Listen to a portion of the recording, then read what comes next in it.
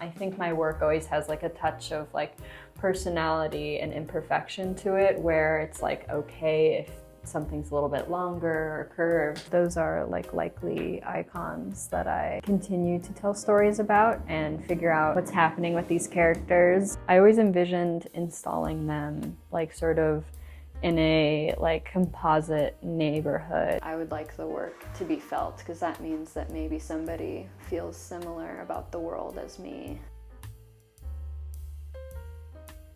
Hi guys, welcome to l8street magazine. Today I'm meeting with Adehle Daley, who is painter and ceramicist based in Chicago. We'll go into her studio to see where she creates, to talk about her journey as an artist, to talk about her inspiration and more. Let's go.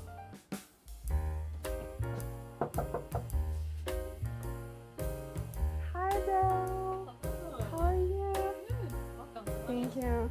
Through ceramics, I explore different stories and narratives within my work. A lot of them have these stories going on, these symbols and icons, I call them, that I return to. For example, the horse, the butterfly, flowers, even birds. Those are like likely icons that I continue to tell stories about and figure out what's happening with these characters, how they sort of can represent and fulfill narratives that happen in my life, the lives around me. You know, capture little moments that are funny or sad even, or frustrated or completely silly. Hi Adehle, thank you so much for having us here. You have amazing space and studio, and I'm very excited to have a conversation with you today. Before we talk about your work, I'm curious about the beginning. How and when did you realize that art is more than just a hobby and that it's something you want to do in your life? How did it start for you? Absolutely. I would say that journey started back in school. When I first arrived in college, I really didn't have an idea of what I would do. I decided to go into teaching for that reason. And since I liked art and writing, I got a major in art and a writing minor so that I could teach that as well. So you essentially double major in education and art, but I was miserable on the teaching side and looking forward to my future of waking up at 7 a.m., having to do millions of emails, dealing with that many kids at a time, being so young. It just was not probably going to work out for me in the end. So I think it was my senior year when I talked to my art education advisor, who realized I was miserable. And she said to try and do the hard thing, which would be following my heart. And, you know, you're going to school, you're getting into debt. It was a hard decision to make, but it's one I'm grateful for. So you would say that art chose you, or did you choose art? I think the two came to a head, honestly. It was me just not being ready to do anything else, but having a lot of resistance at the same time, just because it didn't seem like a feasible choice at the time. And even when I did make that leap, I was in the studio working to the bone, because I was like, if I am going to choose this, then I need to be ready when I leave school. And honestly, in undergrad, nobody's quite ready to quite launch, I don't think. But I developed work that I was proud of at the end of it. But I would say I chose art, but also art did choose me. There was no other option at a certain point. What truth about yourself did art help you to open? Yeah, this one might be deep. I don't know. If you want to share with No, us. I'm pretty much willing to share, I think, most things. I would say art helped me discover like my purpose, and like maybe on top of that, like some of my like qualities that are like worth something, you know. I think before I had art, I was sort of stuck in this like middle space of like not really feeling passionate about anything, and then knowing that if I wasn't really interested in something, I wasn't going to be that good at it, or the effort that I would put towards it just wouldn't be up to snuff.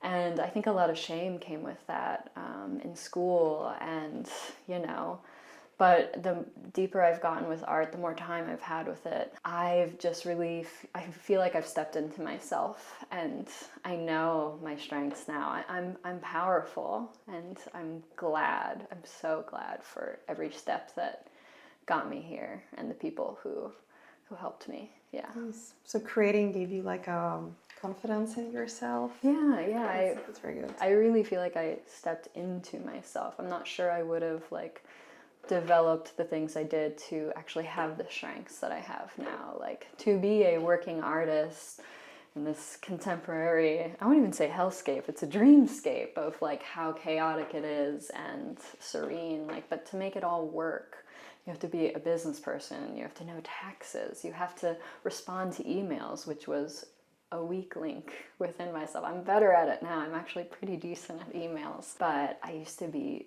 just terrible. There's not a job I could have done.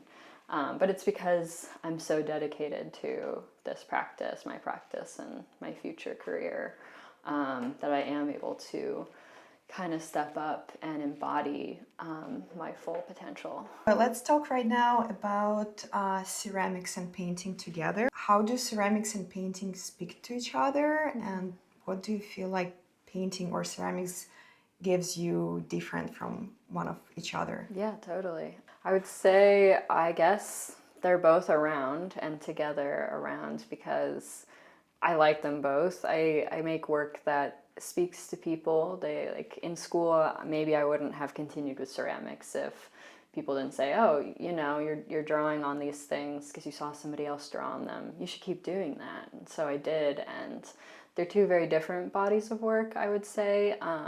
Some of the sculptural stuff gets a little bit somewhere in the middle, which I really like, and I am eager to see how they grow together and slowly meet, possibly even touching one day, combined in some way. That's an idea I'm working with for this year with my body of work. But yeah, they kind of occupy different spaces for me. The paintings sort of have a really like a loose or airy, ethereal quality to them. They are in a space that is imagined, whereas the ceramic pieces that are more illustrative, that have like specific, very drawn lines, I would say that those are telling stories within this sort of space that I've imagined that sort of has like spiritual roots or like just like a very like airy feeling. But yeah, with the ceramic pieces, there's like more humor and more storytelling. So they sort of diverge there in their purposes. But, you know, curious to see how one might pick up qualities of the other for sure.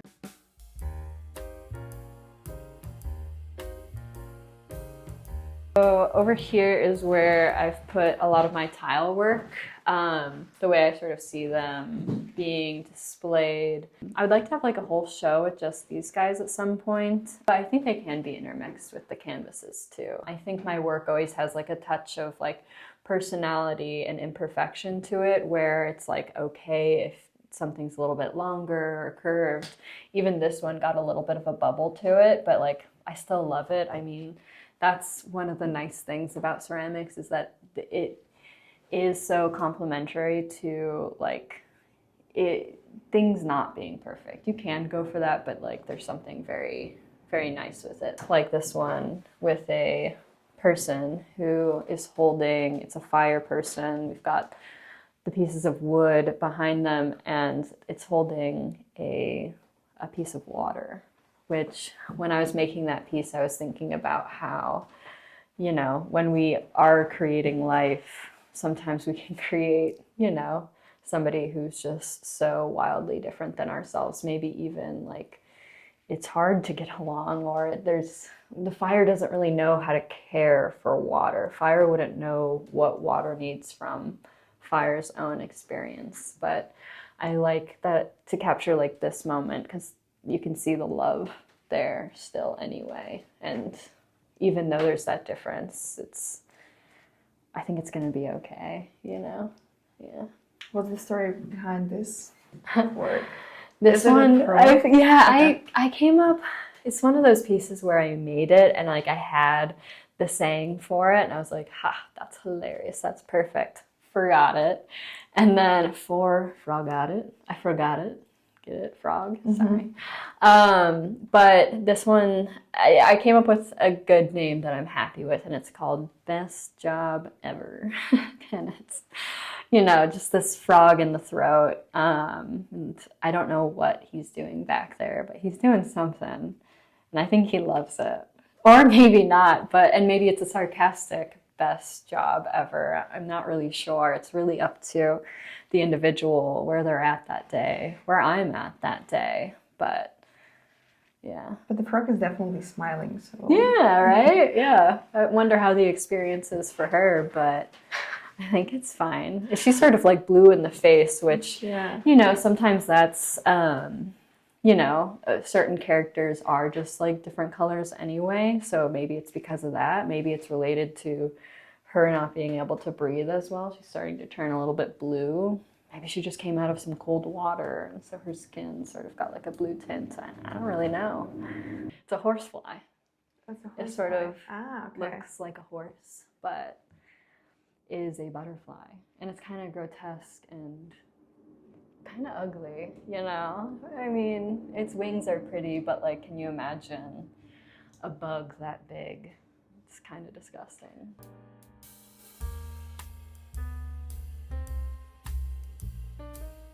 My question is, what usually starts a piece? Is it just an image or an idea or an inspiration? How do you create a piece at the beginning? I love this question because the answer is all of the above, really. I was thinking about it on my walk here. Where do the pieces come from? And each one is like very different. It kind of depends on the day where I'm at. I would say, I thought of the imagery or the like metaphor that I would compare it to. I would say like inspiration is like looking for water in a desert, even a river in a desert sometimes. Sometimes there's a lot of inspiration. Things go well. You know what you're doing and it's going great. Other times in this desert, you don't even see any water. You're digging for it, and you might even just be eating wet sand to get somewhere. And maybe from that experience, from digging through the sand to try and find some water, all of a sudden, yes, it hits. So it just kind of depends on the piece. I would say that's like a really like normal, or not normal, but it's a very like usual experience of people who create, like, and I think the people who are making things happen are people who understand that desert to river ratio and just accepting each day as it is and just sort of trying anyway. What artists, films, or music really give you an inspiration? This one's hard because I'm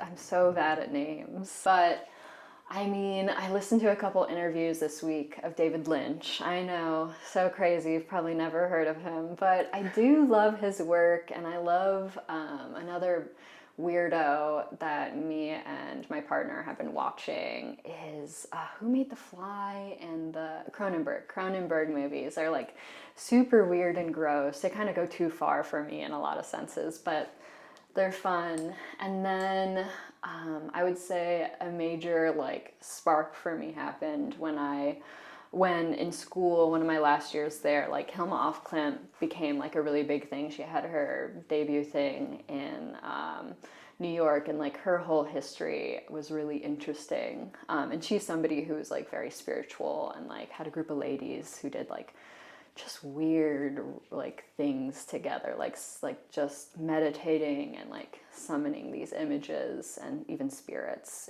into their lives, into their like reality that they kind of made together. But then contemporary wise, like the list could go on, but I really do love Amy Bravo right now. She's doing really cool stuff with getting out of the canvas, but still working on it. Not a lot of color, but my favorite part about it that I also like have been fooling around with is like working with like furniture and just breaking the space. I think there's a lot of strength in getting out of the canvas, because when you have other materials, they then have these assumptions that we have about those materials, and you can like have more ideas about what you're actually making, and the people who are looking and digesting your work are going to have like more I guess, reference to take and to discover. Whereas if you're just on a canvas, cool, you've got, like, I've got this painting in the other room where it's a moth, and I put a wishbone above it, and I could have painted that wishbone, but I actually made it out of ceramic. It'd be really cool if it was a bone, but I think the ceramic actually captures better. But I feel like those getting out of that space is really cool. I really think that she's doing something, Amy Bravo, and she's our age, and she's making it happen. What do you want people to feel when they look at your work? Yes, I have ideas, but I know I'm not in control of that. But I think when I hear that question, I return to maybe one of the first, like, you know, what is it, soapboxes I stood on for why do you create, like, why are you making more paintings? Who cares? We have enough. And that's true, we do. But I think we all have the freedom to, like, make something beautiful. And I think that that's, like, a good enough reason. Anyway, different tangent. But it's always been my dream that my canvases and my work are some jumping off point for people to have a conversation about, to spark a image or a memory or even a discussion. I'm not sure necessarily, even when that does happen, that the people really find that to be a remarkable thing, but for the work to be involved in, like, a moment of that, just this, like, sort of spontaneous discovery between people, I think is what I want to have for people. And I want people to see the stories that I'm telling, and they are from my perspective, they tell my stories, but I do use a lot of symbols that I think people can start to tell their own stories that sort of bring about their own recollections. And especially when things are a little bit looser, sort of kaleidoscopic, people can see different things. And that's where I think, you know, painting, as hard as it is, sometimes it's one that I'm not going to let go of, because you can get looser and people can sort of dream. And I think through that, sort of like a Rorschach test, probably not saying that right either, but where it reveals what's inside. And with self-curation and self-editing, like, to have those moments where a honesty peeks through is where I'm creating from, and that's what I hope happens for people too. Do you care about being understood, or it's more about, like, being felt with your work? I feel like to make somebody feel something is really powerful. Understanding is nice too, and I think depending on the artist, depending on the individual, there's going to be a one or two of those connections, or neither, and it just depends on what speaks, right?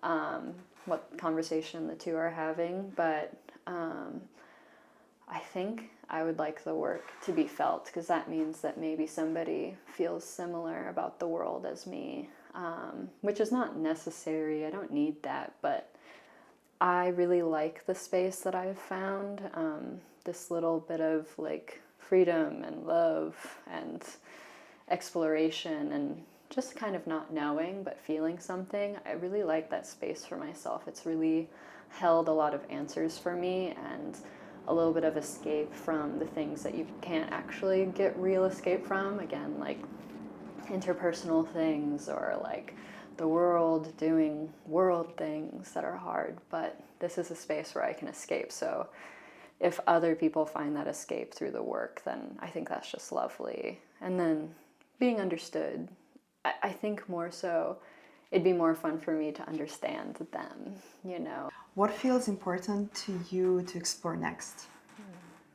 Good question. I am super interested in material and seeing how close the work can get to one another. How close can the canvases get to ceramics? How can they converge and converse? And is there a space that sort of employs installation-like application that really resonates and works with the work.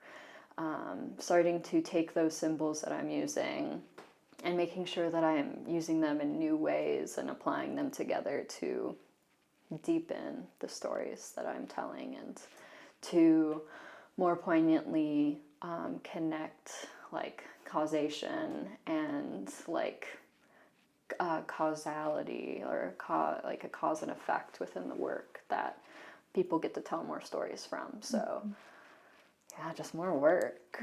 Yeah, excited. Good luck with everything. Good Thank luck with you. everything. What advice would you give to someone who are just starting? I'll say the advice that I was given, which is make more work. Just keep making the work. Make work on the days that you don't feel like it, but also have grace for those days where you just can't, because those days of rest are really important.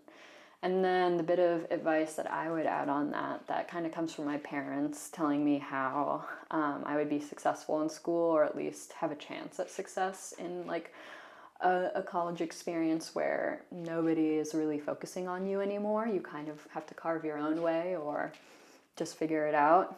And so I would say ask questions. Ask anyone questions. Just have a conversation.